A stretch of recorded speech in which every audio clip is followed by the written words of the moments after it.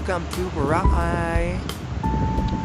It's our first day today, and first stop namin kanina umaga is Masarap na parang kebab yung style ng food nila. Although masarap talaga yung food nila kasi nabusog kami. And then, na-in-order natin. Nakalimutan ko yung in-order natin. Pero meron siyang nasa skewer na beef. And yung in-order mo is shawarma. And yung next namin is dahil gusto namin ng dessert, kumain kami sa Ice Flakes, which is na-try namin yung mango na pamanaligs na may coconut. Ala ko na flakes, talaga na foreign flakes. Yung pala coconut flakes pala yun. And then, di kami nakontento doon sa Ice Flakes. Sa Monod, hinanap namin yung Ubi Mama. Kasi nga, nasa IT ni Mulabs yun.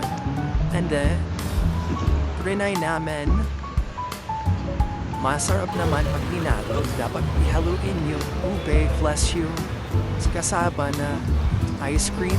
And then, yung next namin, after namin magpahinga sa Lisi doon, bumalik kami dito sa D-Mall. Lahat. Hindi pa pala. Pumunta pa pala kami ng Block Attic. Yun, Block Attic, which is na-try namin yung caramel macchiato, which is sobrang init pero nag-caramel macchiato. Pero si Mulabs mango crepe. And then yung next namin, naglakad na kami papunta D-Mall. Pasyad, tapos medyo pasan, set na din. Sakto, dun sa area, sabi nung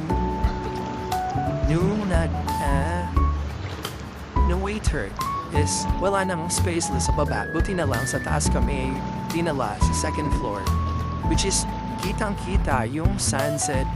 Kaya sobrang ganda din yung view namin habang early dinner kami ni Mulabs. Tapos sobrang sarap ng pizza nila na may, although parang tinamat na pizza kasi buo yung ham.